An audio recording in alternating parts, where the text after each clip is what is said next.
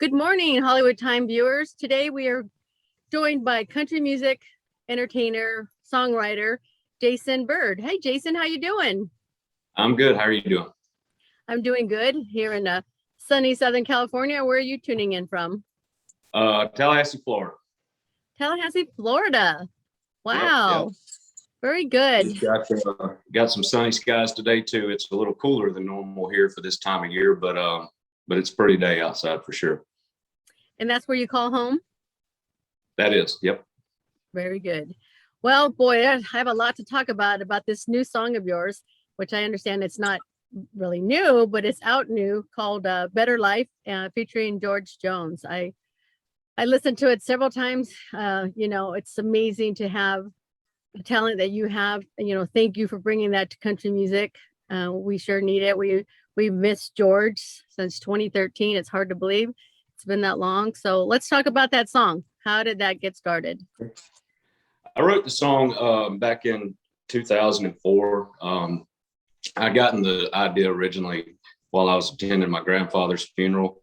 The preacher was talking about the tombstone and the dates and everything that goes on a tombstone, but he concentrated on the line in between the dates and said, that's really the important part, because that's why you are all here today, because that's who made him who he was. And I just thought that was a cool idea.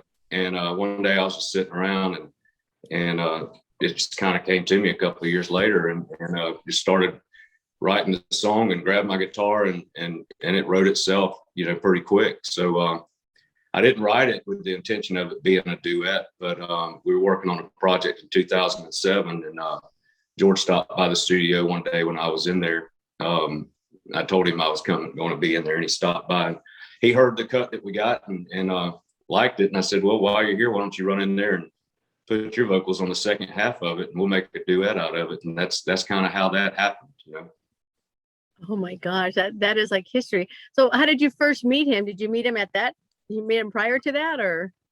I did, yes. His wife Nancy managed me for several years. I met them through a friend of mine in radio here in Tallahassee. He had come to town with Vern Gosden and Conway Twitty, and my buddy Bill Kelly ran into Nancy backstage and was telling her about me, and I just finished up a demo, and they were interested or she was interested in hearing it, and he mailed her a copy.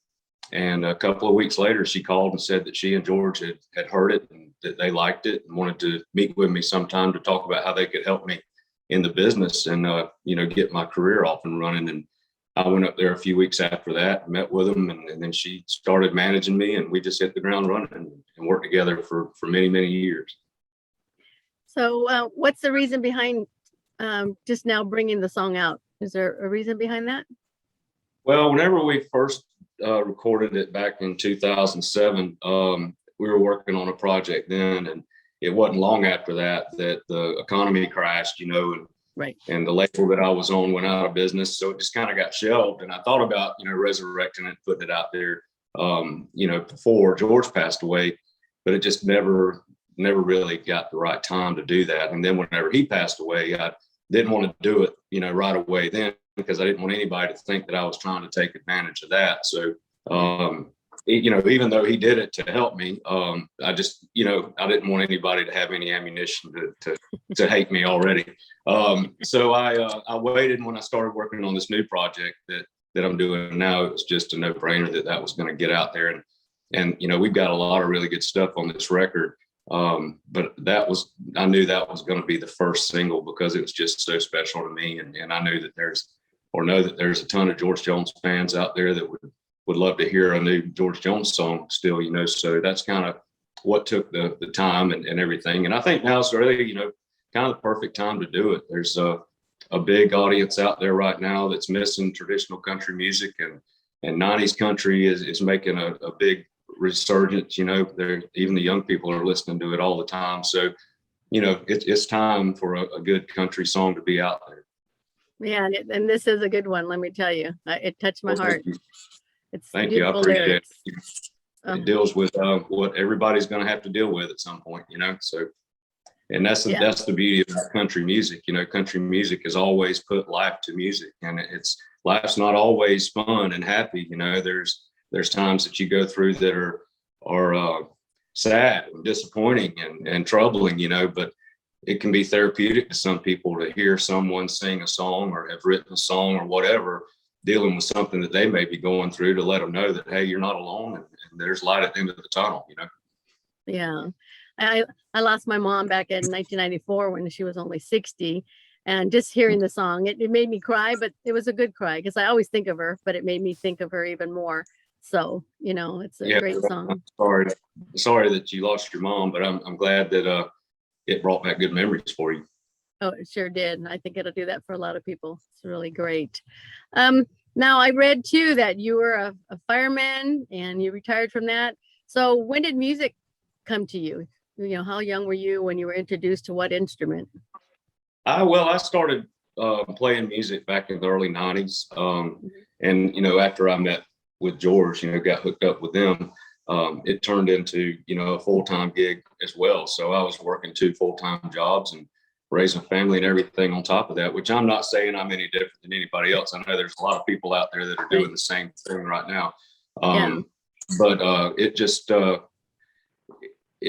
kind of went hand in hand. I did both for many years. And then, I put 28 years in with the fire department, and wow, just felt like it was time to get out of there and dedicate all of my work attention towards pursuing the music business. So that's where we're at now. Yeah, so I read where you retired in 2019. What exactly is a battalion chief? What is that? It's so we have 3 different shifts and 3 different battalions within our department here, and each battalion chief is responsible for 4 or 5 stations each. They have supervisors as well, but we also are responsible for overseeing the day-to-day operations on that, and then also being in command of large-scale incidents and things like that. So we're just, we're the designated adult. Okay, I wondered what that meant, I know there's all type of, you got the engine guy and you got this guy, and it's just like, okay. So your father and your grandfather were firemen as well? That's right. And my uncle as well, my dad's brother, was a fireman. And ever since there's been a fire department in Tallahassee, an organized fire department, a member of my family's been in it and still is to this day. So it was a family tradition. And that's just, really all I aspired to do when I grew up was to go to work there. And finally got to do that. So it was great. And do you have a son? You said you had children. Do you have a son? I do. Yeah, I have a daughter and a son. And so how do you feel about them being a firefighter or going into music? What would you like to see them do? Well, I'd just like to see him get through middle school. That'd be great. No, I'm not pushing him or her into any specific direction. I want them to do whatever makes them happy. If he wants to do music or be a firefighter or whatever the case may be that they want to do, as long as they're happy doing it and they can, provide for themselves with that career and stay out of trouble, then that's really all I care about. That's a good answer from a good dad. Thank you. I see some critters back there. Do you go hunting? I do. Yeah, I sure do. In fact, that's starting next week. So I'm excited. I've been getting fired up for it. That's something that me and my son do together. He really enjoys it. So we go out there and I try to spend as much time during hunting season as I can with him doing that. We kind of shut things down in the music business while hunting season's here as much as we can to be able to spend that time together. So that'll start next week, and we'll just go out there and enjoy ourselves and spend time with one another. Yeah. Do you do it there in Florida, or do you go out of state as well? I have a place here in Florida that I hunt, North Florida, near Chattahoochee, Florida. If anybody has ever heard of that. Yes, Alan Jackson. Yeah. Well, the river runs right through there. So, that's that song actually, believe it or not, was written in Tallahassee. Jim McBride, a good friend of mine, wrote that with Alan Jackson when they were in town here. Isn't that awesome? Yeah, he told me the story about it. I thought that was pretty cool. But so that's what we're getting ready to do. We've got a few more shows this year, and we'll pick up some other things, I'm sure. But right now, we're concentrating on eating on Thursday for Thanksgiving and heading to the woods Friday morning. Oh my goodness. Well, Thanksgiving will be different for you this year, you think, right? Than last year? Maybe the pandemic. You have more people.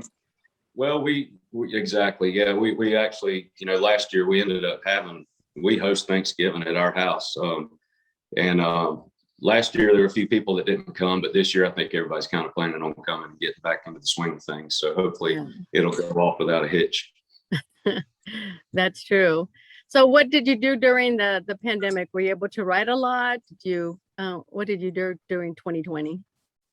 Well, I mean, we still played a few shows. We weren't that busy because a lot of people were canceling and things like that. But I mean, we did just about like everybody else and just kind of hunkered down. Of course, my wife was home working from home. My son was at home, doing school from home. So there was a lot going on around here that kind of took my attention away to where I didn't have the time or the peace, I guess you call it, to do any writing. But we still got together and practiced and stuff like that, and just kind of took it day by day like everybody else did, Yeah. So is a Better Life part of an EP, or will it be part of a CD? What can we expect? We're going to do an EP that'll come out sometime after the first of the year, probably, late spring, I would say. We got another single that'll hit somewhere around February. Then after that, we'll come out with the EP and just keep working it, as long as people are interested in it and they're receptive to it, we'll just keep right on doing what we're doing. Yeah. How about, will you have a video maybe with Better Life that might show George some pictures? Is Nancy pretty cool with that, or? Well, we didn't have a lot of pictures that we were adding to it. She's super cool with everything. She and I are still close, and I talked to her just the other day. But the video, there's a few clips of me and they're singing it. The short answer is yes, the video will be out. I think it's on Thanksgiving. There's a lyric video now. Right. Yeah, it'll be coming out here on Thanksgiving, and it was tough, because we didn't have a lot of footage to go back on, because when George and I were on the road together and everything, it wasn't like today, right, where you carry around a camera in your pocket all the time. Exactly. You actually had to have a camera. So I did have some pictures from that, but it's just one of those things to where I wish that we'd have had the technology back then, because I could have had a lot more stuff to pull from and memories, that are actually there instead of just in my mind. Well, at least it's in your mind, that'll never be erased. So you're very well, lucky. We hope, right? Yes. Well, we hope. Yeah. Hope for the best. That's right. So it sounds like what's happening for Christmas? What did you ask Santa for this year? Well, just to make it to Christmas, that'd be great. I don't really ask for a lot, on holidays and birthdays and stuff like that, because throughout the year, if I want it, I just go get it, and it's frustrating for everybody else that wants to get me something, because I don't wait for those days. So my wife and I usually try to just save all of our money on the children, and give them what they need and want, because they can't really go out and do it themselves. So exactly. Wow. And I see behind you also, I see a couple of guitars. When did you get your first guitar, and how did you learn to play? Well, I got my first one probably maybe late 80s, early 90s or something, but I had some around the house. My mom had some and things like that I picked around with here and there, but it wasn't until the 90s that I really started learning how to play the guitar. And a buddy of mine that plays guitar for me now, so he taught me. And I just kind of picked, a little bit here and there throughout the years. And now I've got, gotten good enough to where I can hold my own as far as what I need to do is concerned. But I'm not a guitar player by any stretch of the imagination. Well, at least you can pick a little bit. So that's nice. Oh yeah. I can make it. I can get through something, easily. But as far as being a guitar player, like real guitar players are, that's not me. Well, there you go. So what's your upcoming tour look like? Do you have a tour coming up at all? Well, we haven't started booking dates yet for next year. We're going to start that in a little bit and try to get some stuff going, hopefully with the single being out there and everything else, that'll start driving some things our way. And, we're going to try to stay as busy as we can. So hopefully, we'll start getting some stuff come in here, in the next little bit where we can start putting some stuff together and get out there. That's a long way to go. So you guys need to talk it up out there for us. We bet. So how can our viewers and listeners get a hold of A Better Life and you? Okay, yeah, they can go to my website. It's jasonbirdmusic.com, and on there, there's all the links to the social pages and everything else that can follow us on Instagram and Facebook and all that stuff. And then the tour dates will be listed on there as far as the news goes and all of that stuff.